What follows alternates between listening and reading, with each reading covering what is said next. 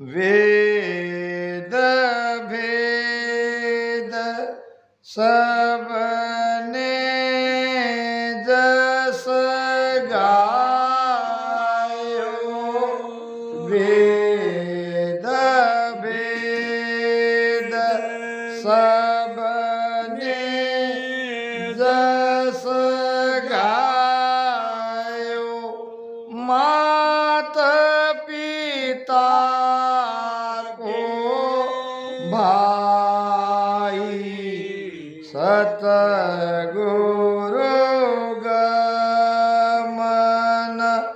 जानियाने,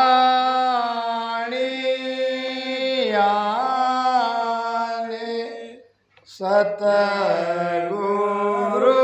गमन जानियाने,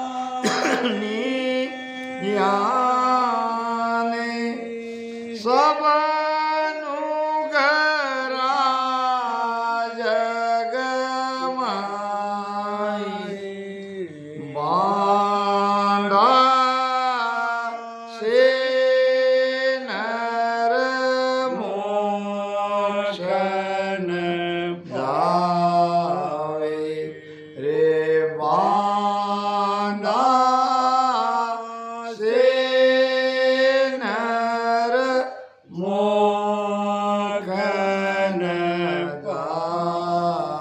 जावे। वेद भेद सबने जस गायो, जस नाम महिमा। वेदों में क्या है? वेदों में तीन लोक की महिमा करी है। तीन लोक में जो सुख चाहिए वो सुखों के उपाय वेदों ने बताए हैं। भेद यानी क्या? भेद यानी योग, वेद यानी करनी कर्म कांड और भेद यानी योग। वेद ने माया की महिमा करी है, माया के प्राप्ति के उपाय बताए हैं, और भेद में ब्रह्म की प्राप्ति का भेद बताया है। जीव वापस ब्रह्म में जाके कैसे मिले और वो शून्य की स्थिति में कैसे पहुँचे, ये भेद में बताया है। वेद आया है ब्रह्मा जी से, भेद आया है शिव जी से, वेद आया है ब्रह्मा जी से। चार वेद सुन ब्रह्मा किया, और नारद सीख श्रवणा लिया, उन उपदेश व्यास ने गायो, इस बीत वेद जगत में आयो। ब्रह्मा जी से वेद व्यास के माध्यम से जगत में वेदों का ज्ञान का प्रसार प्रचार हुआ। वेद का मत घर घर घट घट में सब जगह आज भी फैला हुआ है। हम जो ये शादी करते हैं ये वैदिक मंत्र से ही करते हैं। ओम समर्पयामि पुष्पम समर्पयामि जो कहते हैं वो वेद का मंत्र ही है, वो वेद में लिखा है। यानी हमने पुष्प को समर्पण कर दिया। जैसा कहते हैं पंडित जी वैसे हम कर रहे। न हमें उसका अर्थ का पता है न हम जानना चाहते हैं, क्योंकि मन में ये संतोष होता है कि कुछ न कुछ हो रहा है, कोई न कोई क्रिया हो रही है। एक कोई सीधा साधा लड़का था, ज़्यादा समझदार नहीं था। अब एक दिन माँ ने कहा कि पंडित जी को बुलाओ और उनसे कुछ कथा करवाओ, तुम्हारे खोपड़े में अकल कम है, आ जाएगी, कृपा हो जाएगी परमात्मा की। ठीक है माता जी करके एक पंडित जी को बुलाया। पंडित जी आ गए अपनी साहित्य पोथी लेके और लड़के को बिठा दिया, होम लगाया। होम रहती ना, लड़का ताजा तगड़ा था, अब उसने जिंदगी में यह सब देखा नहीं। पंडित जी ने कहा जैसा मैं कहता हूं वैसा तुम करते रहना, ऐसे होता ना। तो पंडित जी ने कहा, सारी तैयारी हो गई। अब कहा ओम, उसने भी कहा ओम।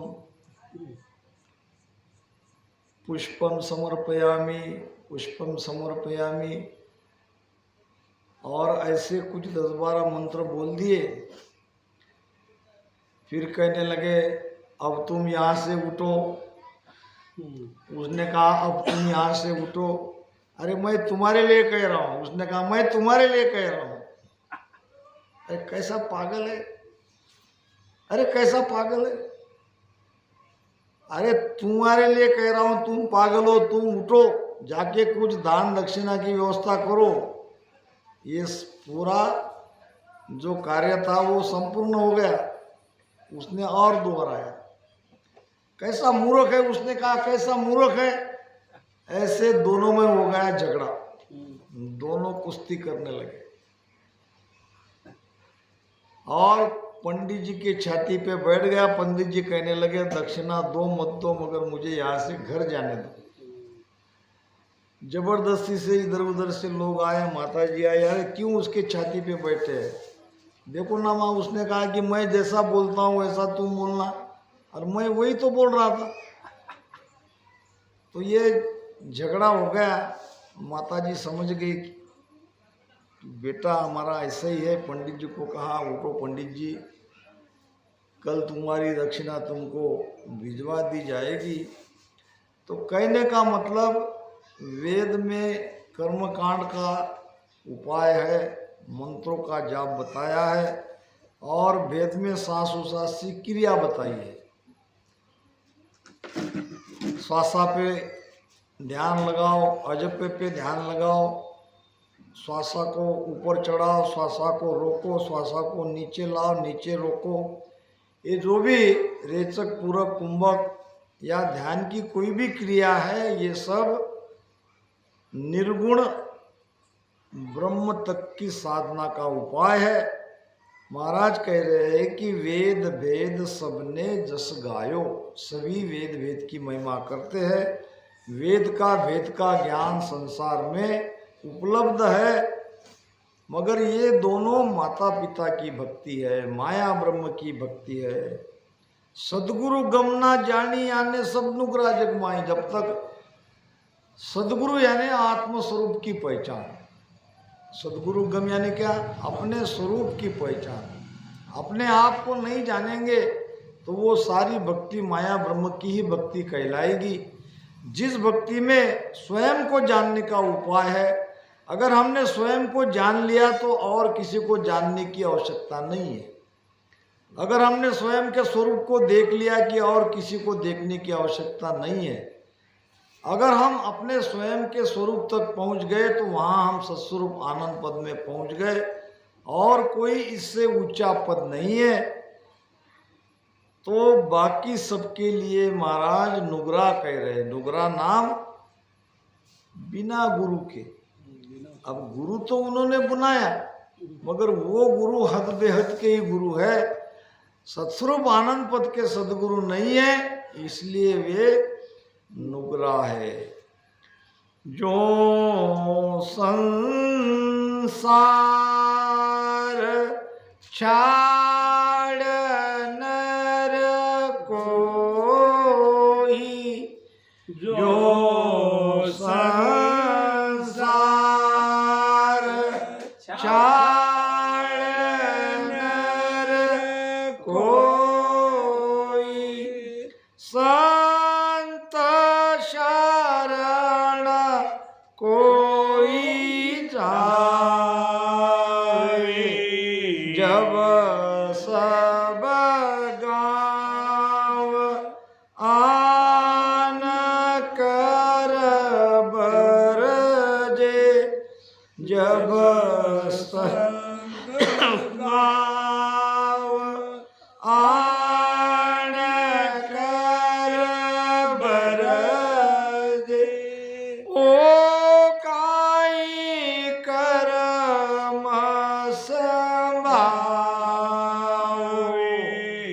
बांधा से नर मोख न जावे, रे बांधा से नर मोख न जावे। जैसे माता पिता अपने बच्चे के वियोग से दुखी होते हैं, ठीक यही प्रकार भक्ति में भी होता है।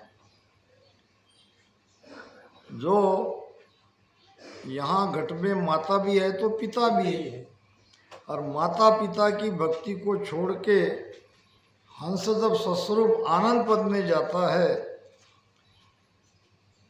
तो सभी अपना अपना प्रयास करते हैं रोकने का, मनाने का। अपनी आर्मी में बहुत साल पहले कोई लड़की जैन धर्म की साध्वी होने वाली थी। साध्वी, साध्वी का मतलब क्या? साध्वी का मतलब सन्यासी। आज से माता पिता का रिश्ता खत्म, आज से जगत से रिश्ता खत्म, न जगत से कोई लेना देना, न माता पिता से कोई लेना देना। एक सन्यासी का जीवन जीना है।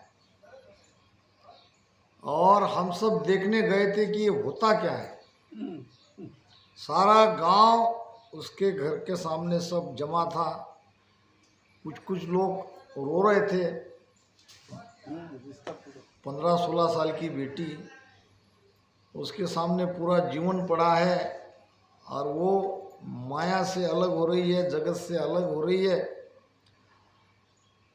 तो कुछ कुछ उसके वियोग में आंसू बहा रहे थे, कुछ कुछ दो शब्द कह रहे थे कि अगर ये टाला जा सकता तो टाल दो, मगर वो टलने वाली थोड़ी है बात।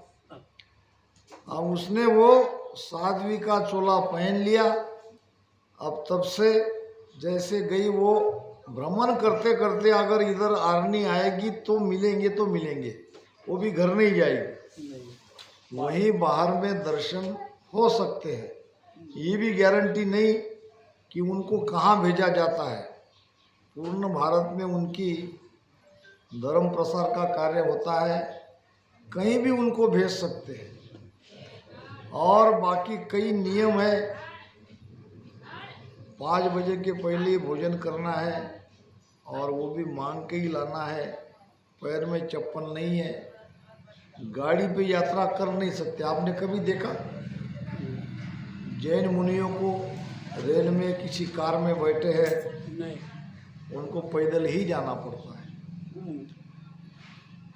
जैन धर्म दया पर पूरा धर्म टिका है, अहिंसा पे पूरा धर्म टिका है, मगर धर्म का उपदेश करने वाले, धर्म के प्रसार प्रचार करने वाले के लिए बहुत बड़ी पाबंदी है।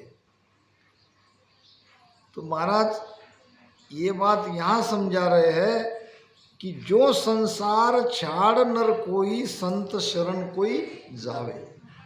संसार को, घरदार को, माता पिता को छोड़ के कोई संतों के शरण में चला जाता है तो क्या होता है? जब सब गांव आन कर बरजे, सारा गांव वहाँ आके इकट्ठा हो जाता है और समझाने लगता है। क्या समझाने लगता है? वो काहे कर्म कमावे, ये तुम क्या कर रहे हो? घर में भी भक्ति हो सकती है, घर छोड़ने की क्या आवश्यकता है? तुम्हारे बाद तुम्हारे माता पिता का क्या होगा? तुम्हारे वियोग में वो दुखी होंगे। ऐसी कई तरह की बातें समझाते हैं, रोकने का प्रयास करते हैं। ये खेल ही सारा काल का है। बलि काल ऐसो ब्रह्मा इंद्र धूजे, बहुत ताकतवर है काल। ये सारा काल का जाल है और वो रोकने का प्रयास करता है। काल के जाल से बाहर निकलना बिरले का काम है। 75 साल का एक बूढ़ा व्यक्ति था जिसका एक बेटा था 50 साल का। गांव में सत्संग का कार्यक्रम चल रहा था, सत्संग सुनने के लिए गया। जाते ही उसके मन पे प्रभाव पड़ा। सत्संग सुनते ही मन में आया वैराग का भाव। सत्संग समापन होने के बाद संत के पास गया, कहने लगा, गुरु महाराज मुझे नामदान दो। गुरु ने कहा, ले लो, मैं तो देने के लिए हूं। नामदान दे दिया। अब वो गुरु के साथी रहने लगा। अब सत्संग समापन हो गई, घर नहीं आया, एक आध 2 दिन रहा देखी। फिर उस आदमी का पिताजी जो बूढ़ा था 75 साल का, वो परेशान हो गया। मेरे बेटे को चक्कर में डाल दिया, इस साधु संतों का कोई भरोसा नहीं, चलो ढूंढते हैं। ढूंढने निकला, एक जगह सत्संग चल रही थी। थोड़ी देर रुका, सत्संग समापन हो गई और क्रोध में डांट कर गुरु महाराज को कहा कि ये तुम्हारा ठीक नहीं हुआ। क्या ठीक नहीं हुआ? मेरे बेटे को तुमने अपने नाद में लगा लिया, अपने शरण में ले लिया। उनकी जवान बच्चियां है, उनकी शादी होनी है, जवान बेटा है, उनकी भी जिम्मेदारी उस पर है, सारा घर की जिम्मेदारी उस पर थी, और तुमने उसको अपने मार्ग में लगा दिया, घर बार छुड़वा दिया। ये बहुत बड़ी गलती कर रही है। शांति से संत ने सुना और कहा, बात तो सही है, मैंने गलती की है, मगर मैं मेरी भूल को सुधारता हूँ। तुम्हारे बेटे को छोड़ देता हूँ और तुमको मेरी शरण में लेता हूँ। तुम्हारे पीछे तो कोई काम नहीं। उसने कहा, नहीं नहीं नहीं, मैं नहीं करता भक्ति, मैं मेरे घर में ही ठीक हूँ। बड़ा मुश्किल है संसार को छोड़ना, मन से अलग होना, विकारों से अलग होना, विचारों से अलग होना, क्योंकि हम चाहते ही नहीं है। गीता में भी बात आई है, महाराज की वाणी में भी बात आई है, लाखों लोग सत्संग सुनेंगे तो कुछ हजार लोगों को समझता है, 5-10 हजार लोग को सत्संग समझती है। सुन कितने रहे? लाखों। समझ कितने लोगों में आ रही है? 5-10 हजार में। उस 10 हजार में कोई 1000 ही भेद से भजन में उतरते हैं। 10 के 10 ही हजार भजन में नहीं उतरेंगे। लाख को ज्ञान दिया तो समझ आएगा 5-10 हजार को। 5-10 हजार में भजन का भेद बताया, उसमें कुछ हजार लोग भेद से उतरेंगे, और भजन करते करते कोई बिरले ही पार होंगे। महाराज ने वाणी में बताया है। बड़ा कठिन है ये माया से अलग होना। जब सब गांव आन कर बरजे, वो कई कर्म कमावे। ये तुम क्या कर रहे हो? ये ठीक नहीं। घरदार छोड़ना नहीं है, यहीं रहो, यहीं करो। ऐसे अपना अपना ज्ञान, अपना अपना मत सब लोग आके बांटते हैं। 5 नाव सुण चेलो,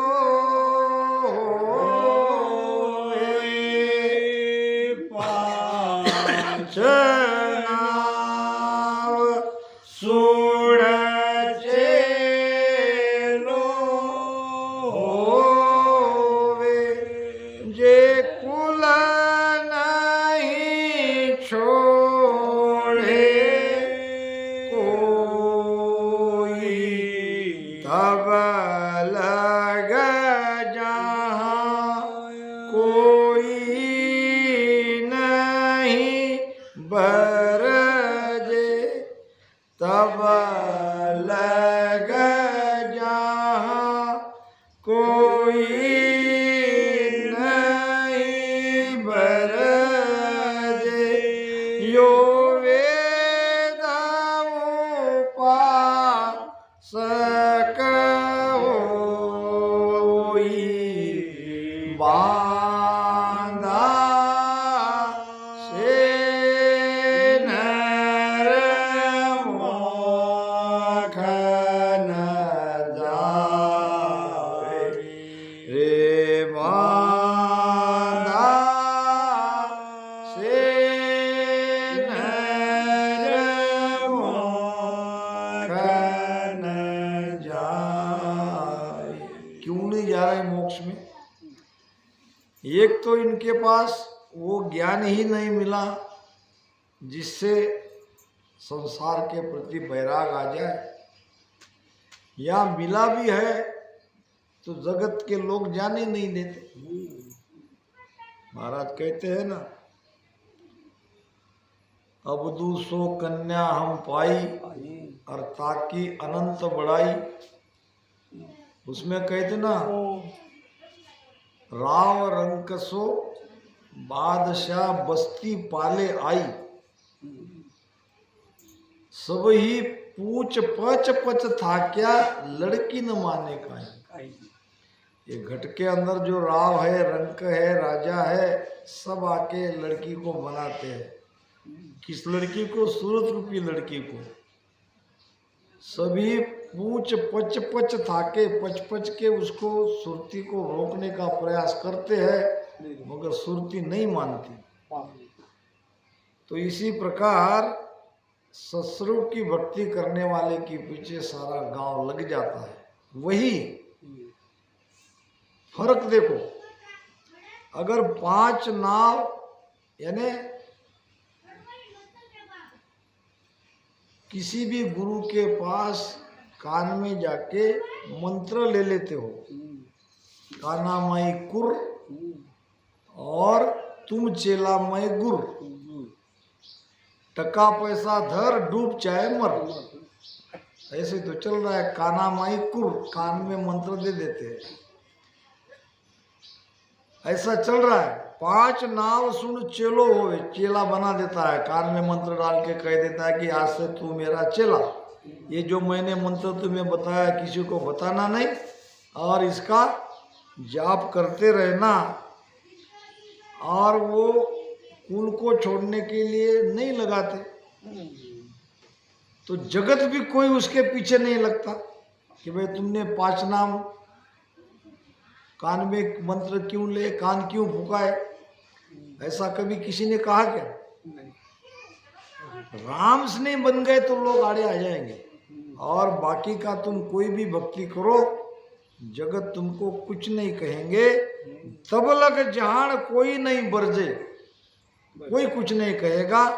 यो वेद उपासक हुई, ये है वेद की भक्ति, क्योंकि ये सबको अच्छी लगती है।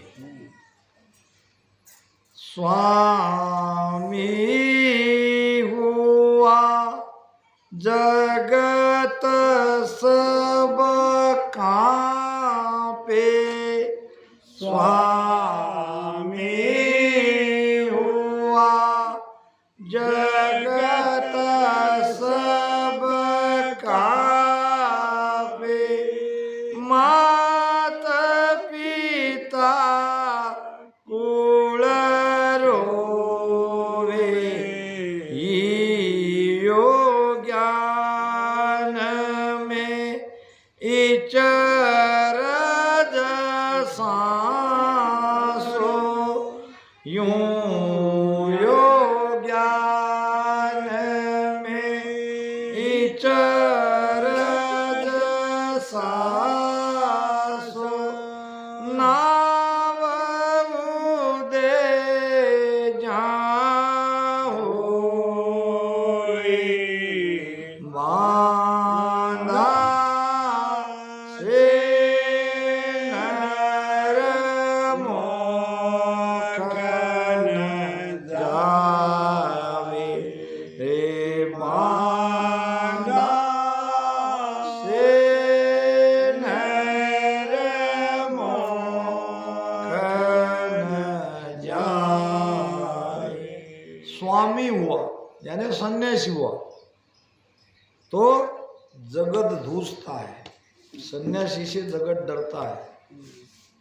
यानी उनका एक सम्मान रखते हैं। और माता पिता कुल के लोग भी रोते हैं, जगत भी डरता है तो कुल के लोग भी रोते हैं। यहाँ सत्सबद जगते ही शरीर में जो भी वृत्तियां है, मन है, ये सब डरने लगते हैं। और यहाँ भी माया ब्रह्म की भक्ति, रोने का मतलब वो भी दुखी हो जाते हैं कि अब ये हमको छोड़ के जा रहा है।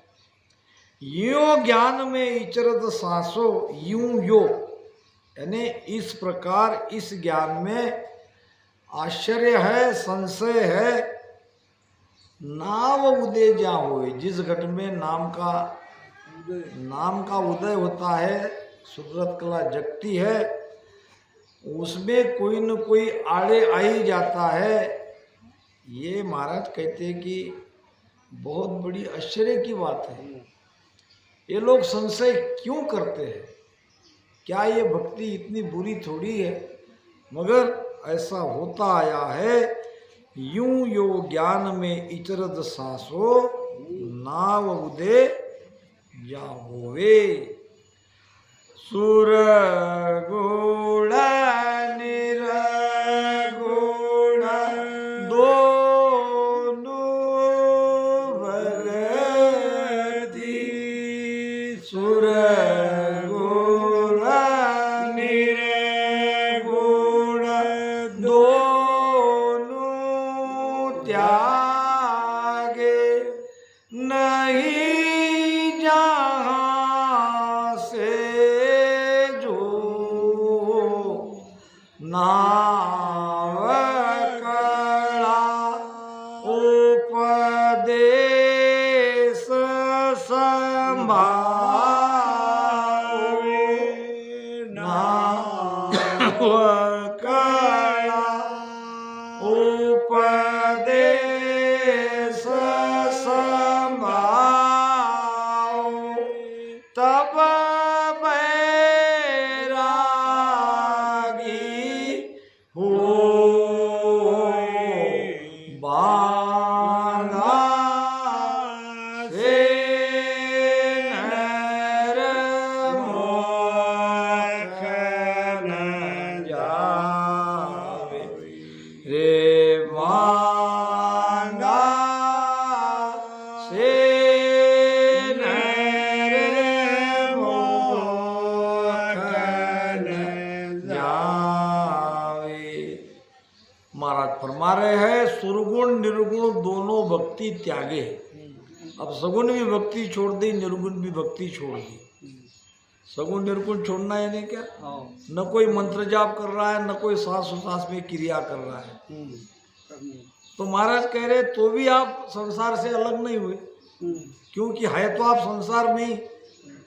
क्यों नहीं हुए संसार के अलग? नाव कला उपदेश संभावो तब बैरागी हो।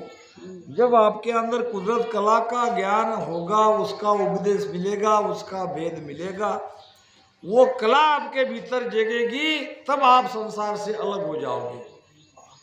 संसार छोड़ने की आवश्यकता नहीं है, संसार स्वयं छूट जाता है। ये नाम जगते ही, कुदरत कला जगते ही। सुन उपदेश हमारो संतो, सुन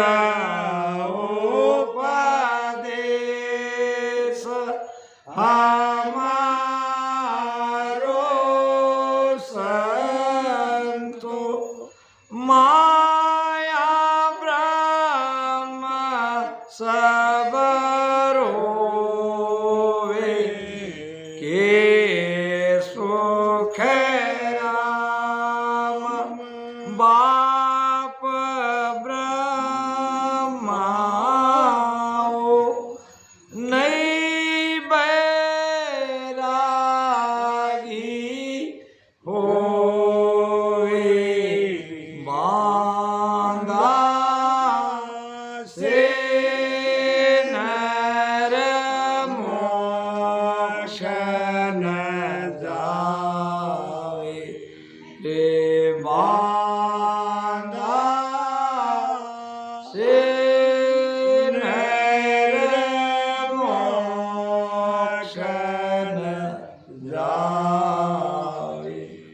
अंत में महाराज फरमा रहे हैं कि सुने उपदेश हमारो संतो माया ब्रह्म सब रोवे। रोने का मतलब क्या? क्या माया भी रोती है, ब्रह्म भी रोता है? रोने का मतलब है वो सब छूट जाते हैं, वो सब छूट जाते हैं। जो भजन करते करते आंखों में आंसू आती है वो माया ही तो रोती है। और के सुखराम बाप ब्रह्म हो नहीं बैरागी होवे। ब्रह्म तक की सृष्टिकर्ता ब्रह्म तक की भक्ति भी हम करते हैं, वहाँ तक भी हम पहुँचते हैं तो हम बैरागी नहीं हुए, यानी सत्स्वरूप आनंद पद में नहीं पहुँचे। तो सार जब तक ये कुदरत कला का भेद नहीं मिलेगा, वो कुदरत कला नहीं जगेगी, तब तक मोक्ष में कोई नहीं जा सकते। मोक्ष में जाने के लिए, बंधन से मुक्त होने के लिए कुदरत कला जगाना अत्यंत आवश्यक है। और वो कुदरत कला का यानी जगाने का भेद बताने वाले अगर है और शिष्य अगर ऐसी चाहना मन में रख के उस भेद से भजन करता है तो जगेगी। कुदरत कला जगते ही मोक्ष में चले गए ऐसा भी नहीं है। कुदरत कला जगने के बाद भी यात्रा प्रारंभ करनी पड़ती है और वो यात्रा प्रारंभ होती है।